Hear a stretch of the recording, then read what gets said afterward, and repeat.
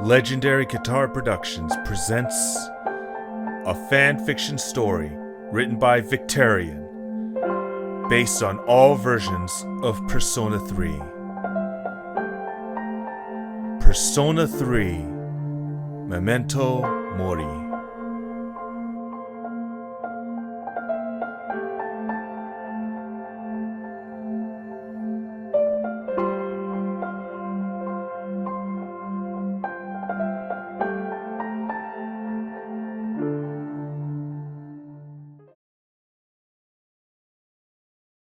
Time never waits. It delivers all equally to the same end. You who wish to safeguard the future, however limited it may be. You will be given 1 year. Go forth without falter, with your heart as your guide.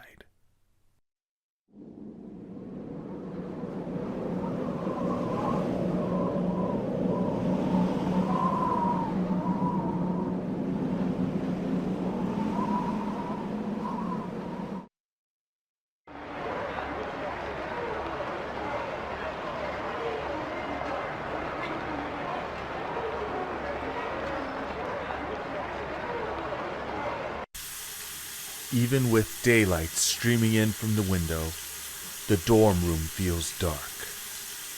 The rushing water from the sink does nothing to help the pounding headache she's had all day, but Yukari refuses to allow anyone to hear her cry. The tears feel equal parts ridiculous and necessary, and yet she has no explanation for them. Is it the fear of death settling into her, despite the knowledge that there's no risk of it? Or is it the shame of being unable to match the seniors in tenacity? With a trembling hand, she reaches down and touches the evoker gently. It feels heavier now, somehow. When Mitsuru-senpai first gave her the tool, it looked like nothing more than a plastic toy gun. Every time she touched it, though, it felt a little heavier. But it wasn't a real weapon, right? Did the weight mean it was real? Was it loaded? Was there a way to check? Yukari had never handled a real gun in her life, and so she had no idea what to do to confirm that this one was fake. With a sudden burst of passion, she managed to pull the barrel up to her forehead, her finger hovering just barely over the trigger. Her whole body began to shake. The rushing water only seems to amplify, and her headache becomes all the more painful. Her heart feels like it could explode any minute now. Pull the trigger. Just pull the trigger. It's not real.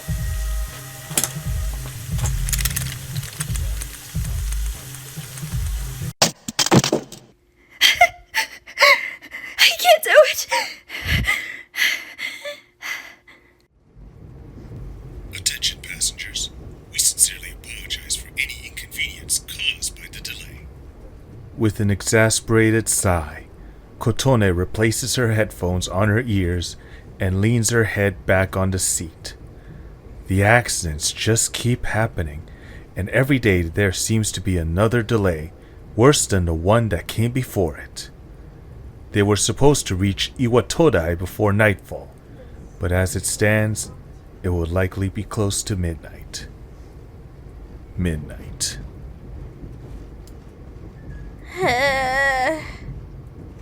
Great. We'll get to the dorms and they'll just be coffins. We'll have to figure it out all ourselves. Should we just wander around until it ends? She'd only ever use her own doors during that otherworldly hour. There would be no one to show her to her room or to confirm that she'd arrived. Ordinarily, that wouldn't pose any issues.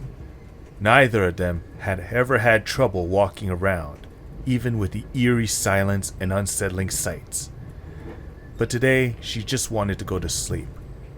It's been non-stop trains all day, and she'd never had her twin brother's talent for sleeping at just about any time. There was nothing more she wanted than just to go to bed. Makoto is leaning back in his seat, his hand in his pockets and his headphones on his ears, dead to the world. His sleepiness bordered on narcolepsy, though he'd never been diagnosed with it. She considers waking him up briefly, but dismisses the idea as quick as it comes. If she asked him for his input, he'd just shrug and say, I don't care. Let him sleep. At least one of us isn't anxious. Ugh. Stupid bruise. She then massages her ribs tenderly with her fingertips. It doesn't do much, but it helps a little. The train is abandoned, so she pulls up her shirt a bit to inspect it. The bruise looks a bit better, but her ribs still hurt. It's nothing she can't deal with, though. Outside, she sees nothing but darkness. There are some lights on in office buildings, and the street lights are on, but mostly she just sees the nighttime. The quiet allows for her music to set the mood, for which she is very grateful. The rational part of her wants to put on something cheery and uplifting to give her the boost she needs to start her new life here. But the other part of her mind longs for something dark and dreary to match how she truly feels. Those parts went out, and soon she's listening to a slow ambient song. An hour passes before the loudspeaker finally crackles to life and the final stop is announced. Iwatodai Station at Tatsumi Port Island. Kotone barely hears it over the music, which means Makoto definitely didn't hear it.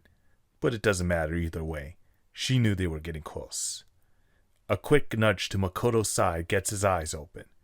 He doesn't even take off his headphones when she wakes him up. She just nods at her, collects his messenger bags, and stands up to leave. She does the same, following him out. The station isn't deserted, but there's not at all that many people here at this hour. Mostly just attendants. As she predicted, the time is inching ever closer to midnight. When she checks her phone, it declares the time to be 23:58. 2 minutes is not nearly enough time to reach the dorms. Even if she knew their location by heart, there would be no chance to make it there so quickly. With her hopes of avoiding awkwardness dashed, she decides to take a leisurely pace to her destination. That suits Makoto just fine, as she knew it would. He doesn't hasten at all. Right when they leave the station, the clock strikes midnight, and everything changes.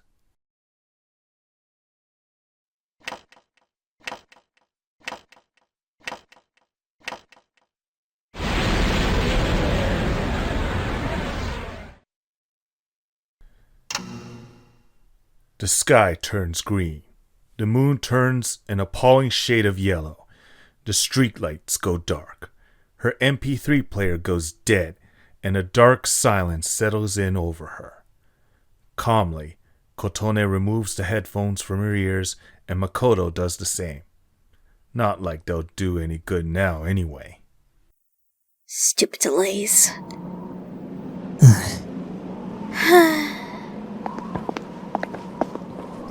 Though she knows the city a bit from her time here, it's been 10 years, and she has to rely on the maps provided by the school. On the bright side, there's no traffic to hold them up at this hour, and they make great time walking to the dorms. Unfortunately, making great time means that the world still hasn't returned to normal by the time they reach the door. Common sense tells her to hold off on entering until it passes, so that she can greet the other occupants normally. But exhaustion has set in on her by now, and the idea of pacing around for another hour is too much to stand. So defying her own logic, she opens the doors. To her surprise, the lights seem to be working. The lounge area is large, with several couches, a television, a coffee table, and a kitchen. To her left is a counter that would normally be for a receptionist, but she doesn't expect anyone would be there, even if it weren't between hours. She scans the place briefly, trying to get herself excited about staying here, but the task is formidable, and she finally allows herself to sigh dejectedly. You're late. I've been waiting for you. She turns to the receptionist's desk and sees a small child there. He's at least a foot shorter than her, with short black hair and bright blue eyes. Even his pupils seem to be blue. His clothes are like striped pajamas. He looks wildly out of place here. Now, if you want to proceed, please sign your name on the paper in the folder on the desk. It's a contract. Don't worry. All it says is that you'll take full responsibility for your actions. You know, the usual stuff.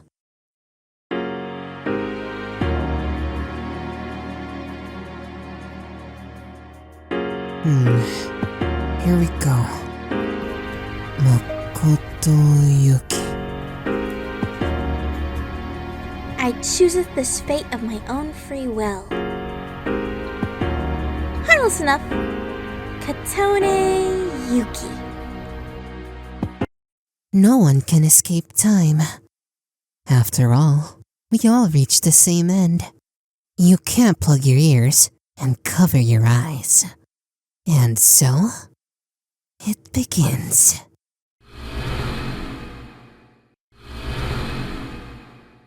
Who's there? Warm welcome. Takeba, wait.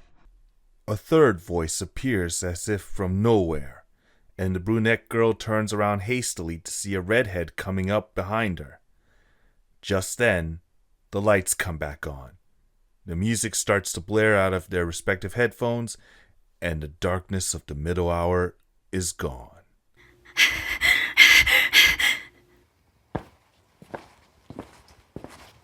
I didn't think you'd arrive so late. Oh, yes. Sorry about that. Our train got delayed. My name is Mitsuru Kirijo. I'm one of the students who lives in this dorm. Who are they? Transfer students. It was a last-minute decision to assign them here. Is it okay for them to be here? I guess we'll see. This is Yukari Takeba. She'll be a junior this spring, just like you. Hey. It's very nice to meet you. Why do you have a gun? Well, it's sort of like a hobby. I mean, not a hobby, but... You know how it is these days. It's for self-defense. It's not a real gun, of course, but it should scare off anyone with ill intent. It's getting late, so you should get some rest. Is crime really so bad here?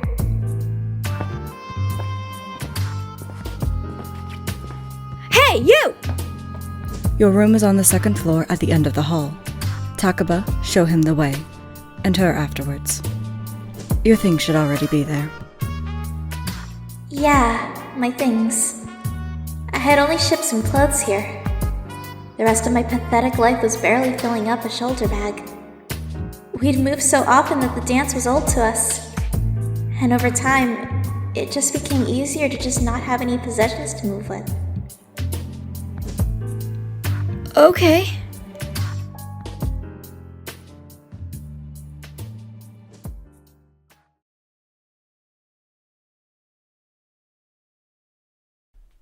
The stairs feel like they take an eternity to climb. At the second floor, Yukari hands Makoto a key and tells him where his room is, which he accepts with a silent nod before walking away. Resuming the climb feels even worse after that. After a full day of train rides, plus a few strange encounters, Kotone is surprised she even has enough energy to make it to the third floor. Once there, Yukari leads her all the way to the end of the hall before stopping at the final door to the right, a room directly above her brother's. Well, this is it. Pretty easy to remember, right? Since it's at the end of the hall. Make sure you don't lose the key or you'll never hear the end of it. That happened to you? Yeah, once. It was before term though, so it wasn't too bad. I've heard of people losing theirs halfway through though, and that's never good. So, Any questions? What about that kid? Huh? What kid? The one with the contract. What are you talking about? Come on, it's not funny. Can I ask you something? On your way here, was everything okay? Oh, look! An opportunity to show I'm even crazier than she thinks! Of course! Well, we got a little lost, but I figured it out. Never mind. Seems like you're alright. I better be going. It's really late and we have class in the morning. The other guy. Did you know him already? Of course! He's my twin brother! Oh! Huh. You don't look a whole lot alike. Our hair and eyes are different, but we look more similar than you think. Okay, well, in the morning I'll show you and your brother to school. I'm sure you have other questions, but let's save them for later, okay? Yeah. Okay. Good night. Night. Her room is about what she expected. Small and cramped, and yet empty. Just like every other room she's ever had in her life, she has a bed with new sheets, a small desk with a reading lamp, a mini fridge, and a sink. In her closet is her school uniform, plus a few additional casual outfits. She throws her bag on the ground by the door, and then takes a long look at herself in the mirror. Her eyes are almost bloodshot, and there are little bags under them. How long has it been since she got a good night's sleep? Her auburn hair is a little messed up from the long day, and only becomes more so when she pulls it out of the ponytail. She brushes her teeth hastily, then changes into lounge clothes and throws herself into bed, expecting to pass out the instant her head hits the pillow. Of course, for Kotone Yuki, sleep never comes so easily.